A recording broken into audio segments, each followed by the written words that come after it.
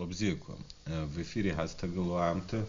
Время местное уже 9 часов 12 минут. Сегодня мы поговорим о наболевшем, точнее говоря, о медицине в Абхазии. И поговорим, конечно же, о реформах в этой отрасли. Тем более проблем накопилось выше крыши. И для нас от того, как пойдут реформы, прежде всего будет заметно, наверное, в этой отрасли. Сегодняшний наш гость, недавно назначенный министр здравоохранения Анзоргов. Добрый вечер. Добрый вечер. Вот буквально только что в новостях был сюжет об инспекционной поездке по больницам районным. До этого тоже были такие подобные поездки во все районы Абхазии. Какое первое впечатление о состоянии, по крайней мере, вот этого комплекса больничного? Ну, вы, наверное, видели то состояние больниц, в котором сегодня состоит, конечно, это все. Ну, сказать, что удручающее, это ничего. То, как сегодня еще там коллектив работает, это, по сути, удивительно. Но они выполняют свой служебный долг, и надо дать им должное, они настроены позитивные, они, скажем так, не сдаются. Ну, чтобы сказать точно вот так вот, да. Ну, самые болевые такие моменты. Болевые точки, это, конечно, сам комплексом. Вот Гал, Ачамчира, Ткварчал, особенно Ткварчал, конечно, это просто, я не знаю, этот город, ну, герой, и в таком состоянии комплекс, это, конечно, удручающее положение. Население его, я думаю, заслуживает достойного лечебного корпуса, который должен быть, и он в комплексе вполне стоит на 15-й год.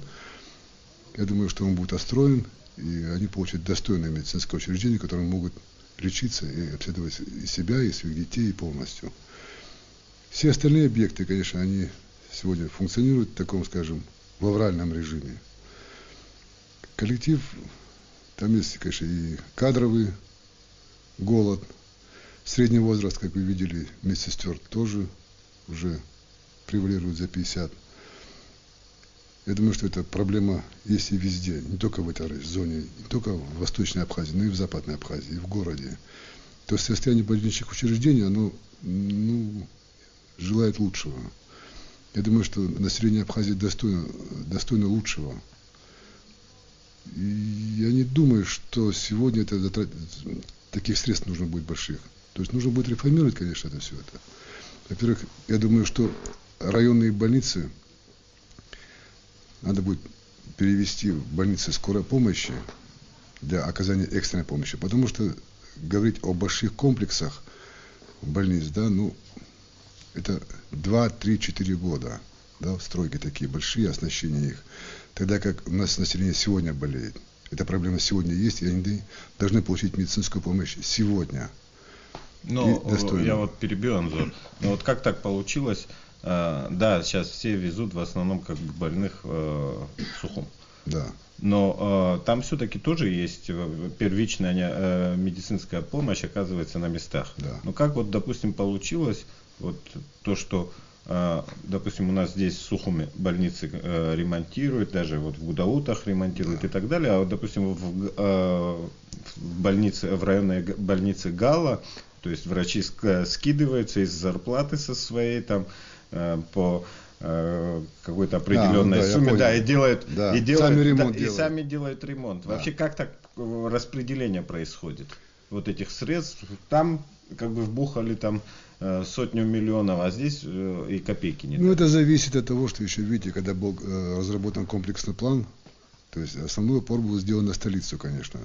Ну вот по программе вот этой республиканской больницы, конечно, великолепное здание. Вот первая очередь была дана, сейчас вторая очередь будет оснащение ее комплексом всех оборудования. Конечно, это центральное головное учреждение Минздрава Абхазии. На сегодняшний день вот, ну, как бы этот комплекс уже готов к сдаче. Я не скажу, что все так прям плачевно. Посыпать себе голову пеплом не надо. То есть также комплекс есть психиатрическая больница, туберкулезный комплекс заканчивается. В Гудаутах больница строится великолепно. То есть, это по комплексному плану? Да, по комплексному плану.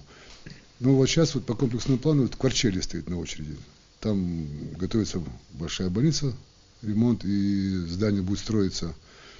То есть надо оснастить просто вот эти вот районные больницы. Надо поднимать их значимость в районе. То есть Больные в районах должны ждать помощи у себя в районе. Понимаете? Я считаю, что для того, чтобы знать, что строить, надо провести сперва диспансеризацию. Потому что мы не знаем на сегодняшний день точную цифру, чем у нас народ болеет. Для этого сперва надо провести диспансеризацию и понять, чем у нас народ болеет, и упорно это делать больше. Потому что, знаете, то, что наши больные сегодня выезжают даже за пределы, да, Абхазии, я считаю, что если сделать комплексы целевые, то большинство больных останется у нас в Абхазии, лечиться у нас будет. Потому что у нас потенциал кадровый не такой же и бедный. У нас есть. Сейчас молодые специалисты уже заканчивают, возвращаются со степенями кандидатскими. В республиканской больнице молодой коллектив во всяком Во случае. всех областях медицины? Или есть провалы какие-то кадровые? Нет, не провалы, понимаете. Вот сегодня говорить о каких-то таких, скажем так, образно глобальных, да, ну я бы не стал. Есть первоочередные задачи, есть второстепенные и третьестепенные. Хотя в здоровье не бывает таких градаций. Но на сегодняшний день надо понять, что надо оказать экстренную помощь больным, да? Это в районах? Это в районах, конечно. Расширить сеть поликлинического обследования и акушерских, фельдшерско-акушерских пунктов в селах. Это обязательно надо делать. Тогда мы поймем общую картину. Мы вот сейчас вот разработаем, вот молодая команда, которая пришла, да, со мной вместе, у них есть задание разработать некую программу такую, которая позволит завязать все лечебные учреждения в Абхазии в единую сеть. И каждый больной, когда будет приходить в лечебное учреждение, он будет занесен в базу данных со своими исследованиями. Это будет своего рода уже диспансеризация. И мы поймем, на что больше упор делать. Из-за того, что мы вот этого не знаем, поэтому мы строим какие-то большие больницы. Это отдельная вещь, или это будет укладываться этот проект, который говорили, электронного правительства, где вот такие, да? Это по здравоохранению это будет отдельная система, потому что вы знаете, все-таки эта база данных должна быть за 7 печатями. Да, автономная, потому что это есть такая термин, как врачебная тайна. И не каждый больной имеет доступ. То есть программа пишется. Да, она разрабатывается. Я думаю, что до конца года она будет уже разработана. Ну, она должна быть. С диагностикой вот как-то понятно, у нас она как бы на достаточно плачевном состоянии находится. Я бы не сказал так, не плачевном, я имею в виду в общем, то есть чтобы диспансеризация и так далее, то есть как бы мы не знаем, какие болезни у нас, их процентное соотношение. Ну, они бывают первично выявленные, случайно, и так далее, да, какие тенденции у нас. Но, тем не менее, у нас вот за последние годы все-таки достаточно много денег вкладывалось в медицину и по комплексному плану. Там больницы современные отстроили, там оборудование купили, вы говорите, у нас и с врачами квалифицированными сейчас нормально ситуация. Молодое поколение очень хорошее вернулось обстоит, и работает. Но вот все равно вот как бы вот мы как бы в этом плане вот защищенность. Все хорошо как бы не выглядело, но вот как бы вы чувствуете себя защищенным. Да, то есть люди все равно как бы едут лечиться по каким-то таким даже не совсем тяжелым ситуациям за рубеж. И в частности и в Грузию тоже ездят. Вот как вообще вот создать ситуацию, при которой, ну, я не говорю о каких-то высокотехнологических операциях, да, но вот какие-то более-менее такие вещи, знаете, которые можно было бы здесь лечить, и чтобы как бы люди не переживали за это и как бы доверяли собственной медицине. Вот я после этой поездки в каждой больнице заезжал, и мы сейчас ездим и по ночам в больнице смотрим сами, то есть сейчас вся команда ездит и смотрит, как работает вся эта система. Для этого нужно повысить роль персональная каждого главного врача, потому что главный врач района и больницы должен нести ответственность за всех больных, которые нуждаются в этой помощи. Как только, вот знаете, больной приезжает в город за помощью, то есть минуя даже районную больницу, мы попытаемся выстроить так систему, чтобы больной из района не выезжал, а вот главный врач, раз он идет ответственность персональную, да, он должен этого больного обследовать, если там нет тех условий, которые позволяли бы ему точно поставить диагноз и лечить, есть головное учреждение Минздрава, это республиканская больница, где собраны специалисты, да, он должен приехать сам туда, с этим больным, вот. Именно вот так будет. То есть не гонять больного из учреждения в учреждение, а с ним приехать и дать возможность поставить точный диагноз. Если мы не обладаем таким спектром услуг медицинских, которые необходимо ему здесь оказать, то тогда он обращается в Минздрав, и Минздрав просто направляет его в лечебное учреждение в Российской Федерации. Ну, это за какой период этот механизм будет введен? Он, я думаю, что вот, скажем так, сейчас трудно вам сказать это. Сроки, я думаю, что мы постараемся... Хорошо подумать. Да, потому что я сейчас скажу точные сроки, вы потом с меня будете требовать это все. Но мы постараемся в кратчайшие сроки это сделать. Потому что я всех главных врачей предупредил уже, что каждый будет нести персональную ответственность за все, что происходит в районе в области здравоохранения. Вот это точно. Но раньше вообще это как-то так получилось, что у нас, к сожалению, там, ну, я не знаю, к сожалению, хорошо, плохо или нет, но у нас было очень много министров здравоохранения. А так получилось, что... Я надеюсь, тоже не последний. Да, а вот такое ощущение, что вот главврачи больниц, я вот когда родился, они тогда там работали главврачами. Ну вы такую тему затронули. И сейчас такое ощущение, что все эти годы они вот в таком слишком автономном режиме функционировали, что министр для них это вот так был не главный, как не руководитель, вот как бы... Государство в государстве. Как государство в государстве, то есть у них там свой устав, которому они не подчиняются. Нет. Значит, такое ощущение было, по крайней мере. Я думаю, что мы должны создать некий такой механизм, при котором все эти больницы должны взаимодействовать между собой. Это не индивидуальная, это коллективная ответственность. Поэтому за каждого больного будут нести, все в ответе будут, за каждого больного. Я вас уверяю, что вот после этих вот поездок мы со всеми главными врачами разговаривали, и все пришли к выводу, что вот так дальше не может продолжаться. Все пришли к этому. То есть мы задаем новый тон. Пришла молодая команда, она довольно-таки перспективная и грамотная. То есть то, что мы вынесли во время войны на своих плечах, вот мои коллеги, вот, Дэур Гугуль, Слава Аргун, Лева Аргун, то есть Лева Ачба, это команда, вот, та, которая в свое время сделала то, что сегодня вот устоялось уже. Да? Сейчас пришла новая команда, которая закончила это послевоенное обучение, все пришло, и они видят все это по-другому.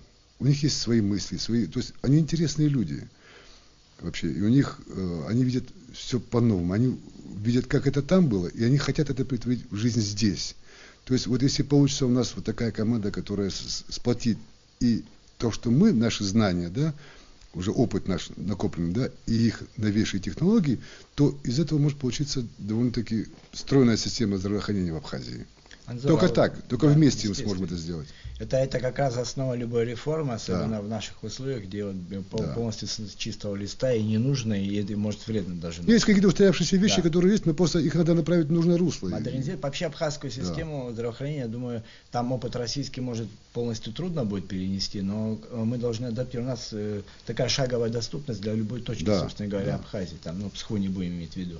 Но вот вы как-то затронули... Да, жаль, почему Псху не иметь в виду? Ну, это более труднодоступное все-таки место. Тоже люди живут. Да, но я имею в виду, естественно, да, конечно. для них это может особый какой-то. Ничего человеческого им не чуждо. А все остальные, я имею в виду, точки доступны до Сухума. То первичная в районах будет помощь оказана, а потом более специализированная здесь. И уже когда мы поймем, что главный врач, понимаете, в чем дело? Когда вот такой анализ будет проведен, и больного, действительно мы поймем, что здесь нельзя лечить, есть категория больных, которых мы можем здесь оказывать помощь, квалифицированную, нормальную. Есть категория больных, которые, может быть, наших знаний не хватает, опыта нашего, потому что у нас была все-таки блокада, и уровень обучения, отстал. Вот этот провал был. Нет, я извиняюсь. Интернет, обучение, если в хирургии это рукоделие, понимаете, здесь как бы вот есть вот это, сейчас последние инструментальные методы очень широко развитые. Есть категория больных, которых мы, может быть, здесь не в силу своего незнания, а просто вот этот провал, когда был, то есть мы не освоили еще их.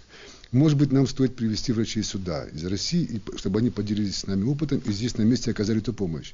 А вот оставшаяся часть населения, а больных, которых мы не можем здесь, это кардиохирургия, все, то есть вот на этих получить квоту и только их возить. Тогда мы поймем, когда каждый главный врач района будет такого больного приводить, мы поймем, какой отток больных, этих районов, и как они работают, и сколько больных у нас выезжать, и по каким нозологиям. А вот что будет с этими квотами? Вот у меня, честно говоря, сегодня всегда интересуется, кто будет гость. И я когда говорил, что у нас будет министр здравоохранения, такие были сразу вопросы, спросите, говорит, про квоты. Вот эта тема всегда была вот какая-то, она всегда полузакрытая, непонятная. Не, она будет прозрачная. Вы знаете, вот мы сейчас постарались сделать так, что вот как бы мы открыли двери. Знаете, то есть все будет открыто. Мы в каждом районе будет список квот, каким заболеваниям, они будут знать, будут ориентироваться.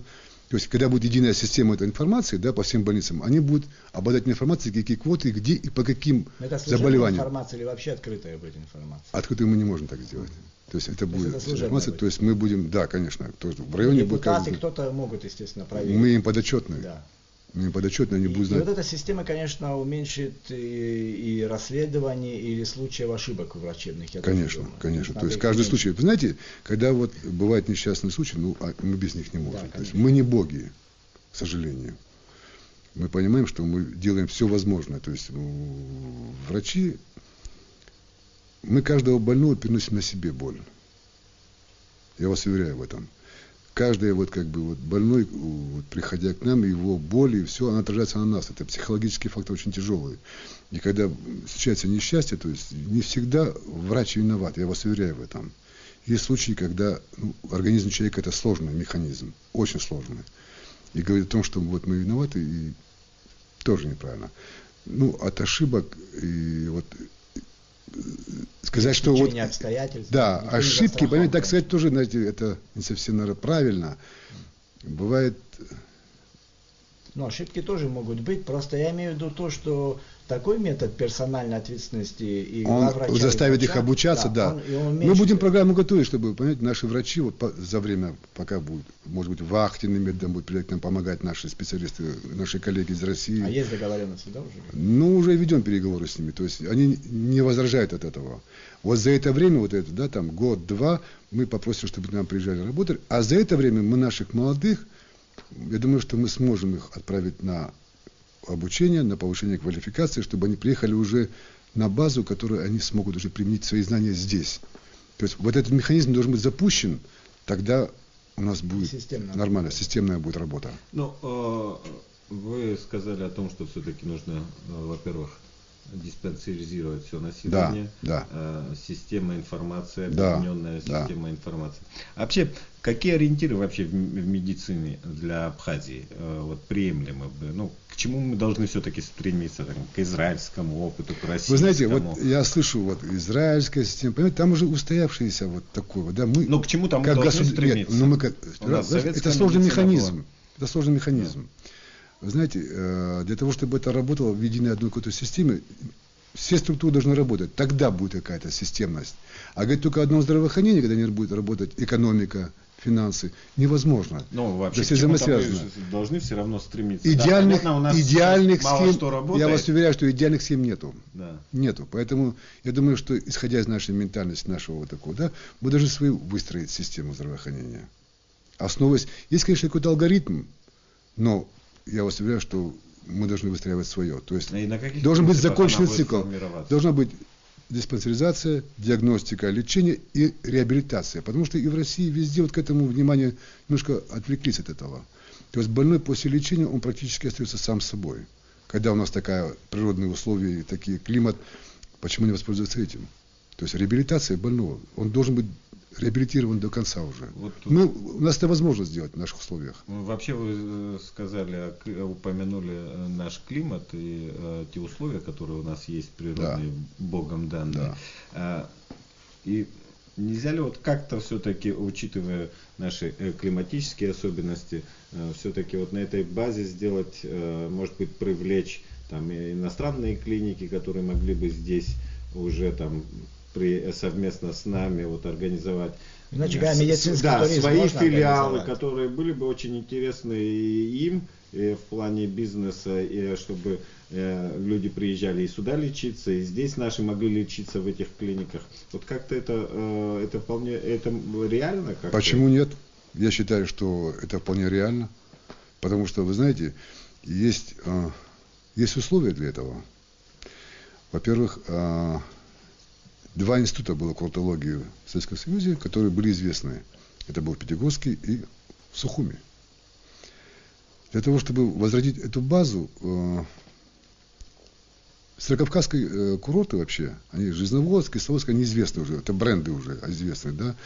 То есть, если войти в эту систему, как, я не говорю там ассоциированные, там, да, вот то, что сейчас такое модное слово, но предложить свои услуги для этой базы, то есть, они разделены по разным нозологиям. Кто-то лечит сосудистую систему, кто-то эндокринную систему, кто-то желудочно-кишечный тракт. То есть свою нишу надо найти. Да, то есть надо найти свою нишу. То есть здесь для опорно-двигательного аппарата очень большая база есть. Вы как хирург говорите или вообще в целом оцениваете Как врач. ситуацию? Как врач. Да, как врач, который прожил здесь, я знаю здесь, то есть здесь все природные условия созданы для того, чтобы это можно возродить все. Ну, легочный тут тоже. Легочная база, пожалуйста, Смитского был, надо возродить ее. То есть это уникальная база была, которая в Европе такой нету. Вообще туберкулез, он стал таким бичом, он опять такая вторая волна туберкулеза по цивилизации проходит, и у нас он тоже, к сожалению, кто-то говорит даже о какой-то скрытой эпидемии, там, ну, я имею в виду соотношение больных и общего населения. И тут очень много лет французская организация «Врачи без границ» работала.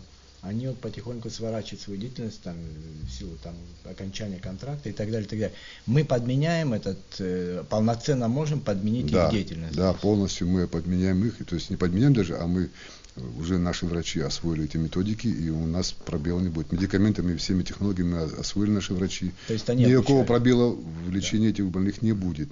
Но это бич вообще во всем мире он есть. И мы не исключение, мы не можем оторваны быть от всего мира.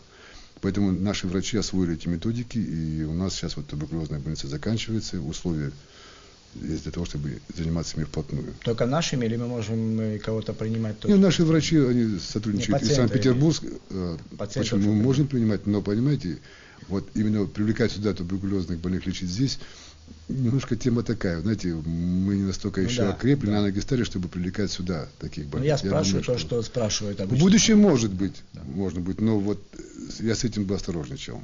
То есть нам лишний вот такой контингент, я думаю, что мы не настолько еще окрепли, чтобы принимать. А какая у нас медицина в результате будет? Вот это периодически тоже дискуссия возникает. Платная, бесплатная, страховая. Я думаю, что она нужна такая. Какая и такая, и нужна и платная, и бесплатная. То есть есть статья Конституции, что каждый гражданин в Абхазии имеет на бесплатное медицинское обслуживание. Это конституционное право. И мы не можем отойти от нее. Но мы можем зафиксировать, в конце концов, пакет услуг, который там означает там бесплатная медицина. А почему мы должны это фиксировать? Понимаете, в чем дело? Каждый гражданин имеет право на бесплатное, и мы обязаны это предоставить ему. Обязаны. А механизмы какие? Вот это... Вы знаете, это должно взять на себя и государство, и Министерство здравоохранения. Я считаю, что это правильно.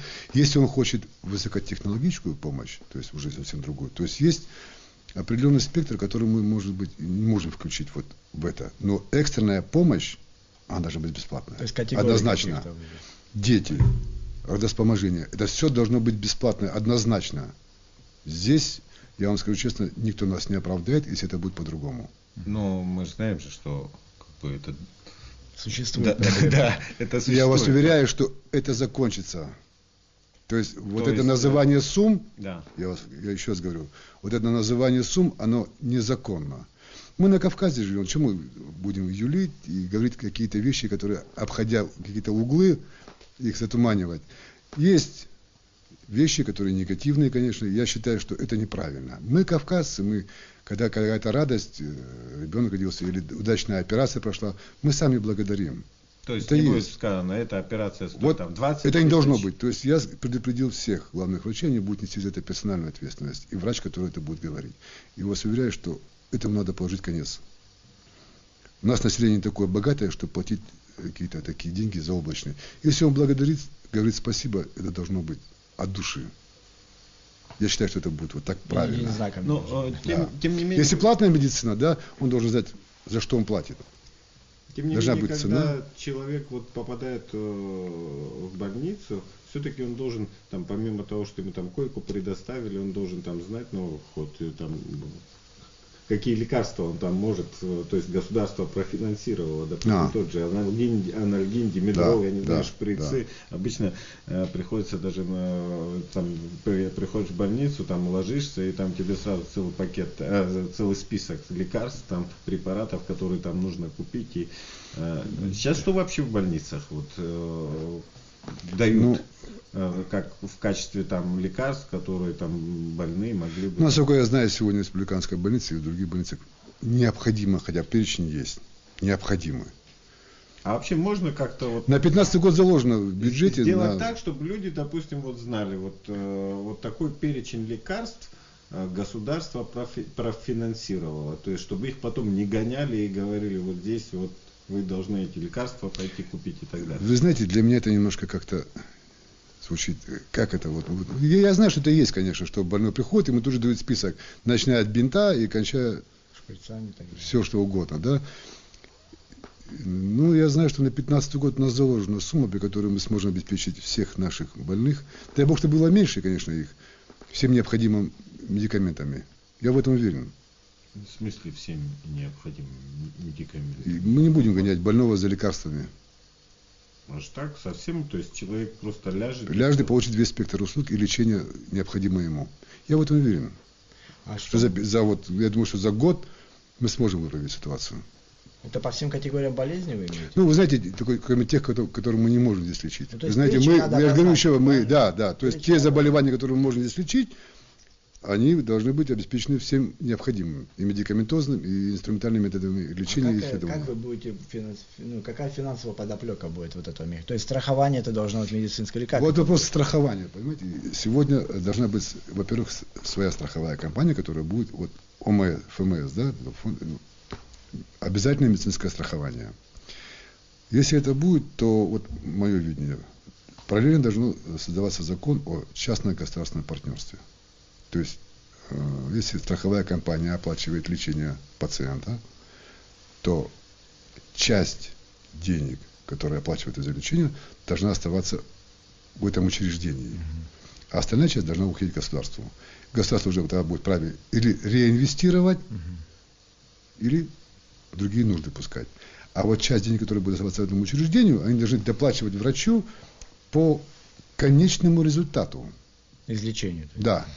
Ну, меня просто всегда интересует, когда о страховой медицине говорим, вот понятно, что это очень важно, но тем не менее меня больше волнует, наверное, вообще с каких денег это будет собираться. У нас полстраны болеет, и при этом как бы официально работает там меньше 10% населения. Да. То есть эти все как бы налоговые отчисления, там заработные платы, они разве что, может быть, на одну больницу хватит. Вы говорите в Европе, я же поэтому говорю, что пока мы не сделаем диспансеризацию, не поймем, чем у нас болеет народ, и сколько нужно будет в среднем на одного больного медикаментов и лечения. То есть туда должно входить все, и медикаментозное, и исследования, зарплата врача, все должно входить. Тогда мы будем знать сумму одного страхового полиса.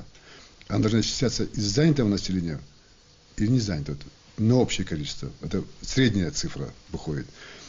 Некоторые страны, вот в Европе, да, там Израиль, все, они первые годы государство большую часть денег платило за этот страховой полис. По мере занятости населения больше, она уменьшала эти дотации вплоть до того, чтобы потом уже это все само было. Если мы, может быть, по этому пути пойдем вот так, то есть вот вы говорите, вот там норвежская система здравоохранения, израильская, вот это как раз тот путь, когда есть некий алгоритм, после надо его взять в наш бюджет и понять, как это сделать правильно. Я думаю, что вот если государство возьмет на себя большую часть оплаты страхового полиса, остальное все сам будет делать, то я думаю, что большинство населения нападет на это. Исходные данные, чтобы это уравнение решить, этих неизвестных, должны знать, категория, какое количество, цена болезни. Некоторые медикаменты очень дорогие, я вам скажу честно. Сегодня а вот что делать? Очень дорогие. Тоже очень многие спрашивают, люди, которые хронически больны, которым, допустим, диабетом больны, инсулин нужен постоянно. Эта программа у нас есть. Да, она существует. Уже есть, она оплачена, то есть там у нас эта программа есть, и она идет. Просто периодически слышу, что приходится им покупать это. Не, они ставятся на учет. Я вот говорю, что вот мы были буквально совещание вчера проводили, мы поняли, что очень много эндокринных заболеваний, и я думаю, что надо будет открывать уже 2 отделения эндокринологических. И эту службу надо развивать. И вот еще с обезболивающими тоже вот это самое онкоостро, все проблемы говорят очень, ну, онкологические больные и так далее, и так далее. То есть как решать это, Значит, очень онкологическая сложно и служба, очень... да, значит, обезболивающие, значит, есть поликлиническая служба и районные больницы. Они должны предоставлять информацию все в онкологический центр. То есть они должны быть зафиксированы обязательно. И подача вот таких заявок на обезболивающие медикаменты, она должна быть под строгим учетом быть.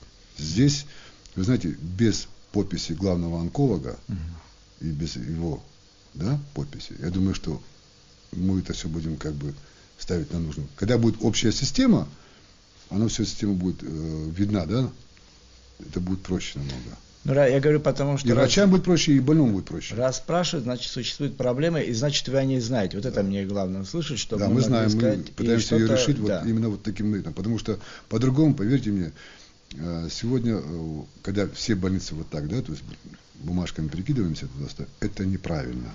Сегодня 21 век, век информационных технологий. Я думаю, что когда будет общая система, все эти вот вещи, они уйдут. И, наверное, это тоже невозможно будет не спросить. Мы вас так закидываем в таком блице. Мы же разговариваем. У нас время ограничено, поэтому пытаемся побольше спросить. И перебиваем иногда даже друг друга. Вот что делать проблема наркомании? У нас была какая-то такая волна, говорили, может, метадоновая методика подойдет. Сейчас говорят, она вредна. То есть опять какие-то опыты есть. Есть там, западный опыт там, и так далее, и так далее. Европейский опыт. Там. Какой нам подход? Знаете, как мы кавказцы. Да. Я думаю, что это социальная проблема. Она не может замыкаться на какой-то европейской структуре, на европейской системе. У нас должно быть все, наверное, все-таки семьи. Есть у нас понятия такие. Ну, да? семейные, не получается. Семья не получается. Мы Но это должно быть симптоматическое лечение. Им надо помочь. Понимаете, это социальная проблема. Это послевоенный синдром. Она комплексная, понятно. Но комплексная. как вот с вашей точки зрения, по вашему министерству можно, какое выведение у вас есть решение? Вот будет буквально на днях. Это, понимаете, одним министерством только нашим это... Не, естественно. Я и говорю, ваш вот я сегмент. думаю, что вот, мы должны этим... Это больные люди все-таки, большинство из них. Им надо помогать, естественно, как-то выйти из этого состояния. Если есть желание у больного из этого избавиться, мы должны помочь всячески ему. То есть нужна, наверное, все-таки специализированная клиника для этого. Потому что я не думаю, что все это хотят. Большинство из них хотят излечиться от этого. Я знаю это точно. И мы должны в этом помочь им. И я думаю, что мы в состоянии это сделать. Ну, у нас есть вообще в этом плане вот какой-то определенный ресурс? Я понимаю, наркоманов много, а вот ресурса, который может справиться. Я думаю, что не наркоманы, так это звучит очень грубо, наркозависимых, так, там большинство из них, они все-таки наши граждане, мы обязаны им помогать в этом. Мы будем работать в этом направлении очень плотно, я думаю. Это бич. Вообще, уже несколько лет вот все время говорят, ссылаются о том, что у нас проблемы из-за того, что вот нет закона о здравоохранении. Этот закон о здравоохранении все время прорабатывается там в парламенте, никак его не выработает. Насколько вообще закон, вот этот закон, если он будет принят, он как бы может систематизировать. Вот видите, вы сами ответили. Да. Сперва нужна система, а потом закон. Узаконить это, потому что сегодня в таком состоянии здравоохранения, о каком законе можно говорить. То есть мы пока не определим того, чего мы хотим, как это куда должно идти, какие у нас будут. А по что закон писать? Ну, по крайней мере, наверное, все-таки человек должен быть вот как-то гарантирован, что его будут лечить и так далее. Я не знаю, для чего закон. Естественно, закон нужен для того, чтобы он исполнялся первым делом. Да. Но когда ты приходишь в такое лечебное учреждение, вот Ткачевская больница, о каком законе вы о чем говорите? Когда будет лечебное учреждение соответствовать европейским нормам, да? Ну, может, закон примут, и тогда вот как бы автоматически уже придется вот как бы быстренько. Что закон нужен, это однозначно. То есть он не может быть, такой беззакония не может быть. Должна быть мера ответственности и населения, и врача. Поэтому есть проект закона уже проработался он. Скорее всего, наверное, он после Нового года сразу отдастся на экспертизу в парламент. Нам надо уже будет обсуждаться. Заканчивать, нам показывают из студии, но как-то, наверное, будем подводить итоги. Вот я как понял, что вы работаете над диагностикой нашего здравоохранения, вообще состояния Да, да. в этой области. Вы дадите потом какие-то исходные данные, которые позволят создать и законодательную базу, под нее подвести, и Да. выстроить какую-то систему, и опять за этим за всем стоят деньги. Экономика у нас, как мы Ну, все не я, знаем, а та команда, которая вот я сегодня имею в виду- работает. Да, не меньше, да, чем Да. общество. Это коллективно. Да, у нас часто и политика, и социальные вещи все перемешано, вот и тоже дискуссия идет вот, и о комплексном плане. То есть вы связываете свои надежды отчасти тоже на комплексные Нет. какие-то планы? Или на нашу экономику? Нет, мы должны сами из этого выпутываться. Я считаю, что А финансово мы просить потянем это? милости ни у кого мы должны сами поднимать. Мы вытянули самое страшное в этой жизни. Представляете, в 92 году вы, абхазы, жители, народ Абхазии, вытянули в себя самое тяжелое. Смерть близких, кровь, все. Неужели мы это не поднимем? Я не верю в это, что мы сможем это поднять сами. Не верю в это, потому что мы такое вытянули. Заряжайте оптимизм. Вы знаете, я вам скажу честно, я не то что заряжаю оптимизм, я уверен в этом, что смогут, потому что такое поколение пришло молодое, я вам скажу честно, они нас спать не дадут. Ну и слава Богу. Но мы, кстати говоря, у нас впущение, мы все время, Анзор говорит, команда, но так и не назвали. Кто в вашей команде? Ну, я вам скажу, что, во-первых, вот сейчас новый главный врач Иван Астамур, у меня вот замы, Батал Кация, Томас Сахнаки. Ну, сегодня, вы знаете, скажем так, скорее всего, вот год покажет, какие будут новые условия, потому что они очень будут такие, довольно-таки режим будет очень такой напряженной работы. То есть спать никому не придется. Ну, вот, Потому что мы выезжаем ночью. То есть такой режим, может быть, даже не каждый выдержит. но через год мы почувствуем какие-то изменения. Вот Это может даже раньше. Обычный Раньше. Раньше. Я думаю, что вот эти вот то, что вы говорите, цены на операцию, я думаю, что этого не будет. Даже уверен в этом. Так, На этой веселой ноте. Да, на этой оптимистичной И ноте. медикаменты будут, я Да. думаю. Запомните, через год мы спросим. Ну, Я думаю, что раньше. Мы и Да. раньше будем тоже Не, но встречаться. мы не будем торопить события, даем еще небольшой интервал времени, и все-таки Фору даете мне. да, даем. То есть я вот мы уже не последний, Анзор не первый чиновник, которого мы я- приглашаем, но он как бы Инал, конкретно заявил. Да. Я объяснил главным врачам, что каждый из них хотя бы минимум раз в год вот на этой студии будет у вас и будет отчитываться за свой район. Ну, прекрасное И предложение. если Всё. я предупредил их, что каждый из них будет раз хотя бы в год на телевидении давать отчет о проделанной работе. В прямом эфире я прошу, потому что будут вопросы очень удобные, я знаю. Мы вынуждены, Недружеские. да, все-таки как бы закругляться, и тем не менее, я думаю, очень многие ухватили эти слова, высказанные Анзором Гоувом, и который обещает, что через год мы все-таки вот в нашей медицине будут заметные Будут. изменения в лучшую сторону. Анзор все эти Да. годы с нами, и Да. войной, и после И войны, я всё просто это, уверен, да. что так оно и будет, Да. да, что это не просто слова, выброшенные на ветер. Нет. И мы просто, я уверен, хотя я всегда скептически отношусь вообще ко всякого рода обещаниям, но тем не менее Анзору я лично Ну, во верю. всяком случае, вы знаете, мечта Владислава Григорьевича о том, что в этом республике был один хотя бы достойный диагностический центр. Он хоть не увидел его, конечно, но он есть. Ну, будем надеяться. Он увидел у нас- первый томограф, а вот диагностический центр он есть, он работает, и он европейского уровня. И не один. Вот какая республиканская больница выстроена, великолепная. Мы мечтали, что молодежь хорошая будет, она приехала, грамотная. У нас все Такая- есть для того, чтобы всё делать есть. медицину. Осталось Поэтому- все это соединить в единое целое. Мы вынуждены все-таки, эфир не безразмерен, попрощаться. У нас в эфире сегодня был министр здравоохранения Анзор Гов, Ибрагим Чкадо, Навхашек. Валера Кураско, Кураско и огромная большая команда за кадром готовили эти эфиры. И я прощаюсь с вами. Ну а за мной все медицинское сообщество. Спасибо. Да. До свидания. Абзерас. Здравствуйте.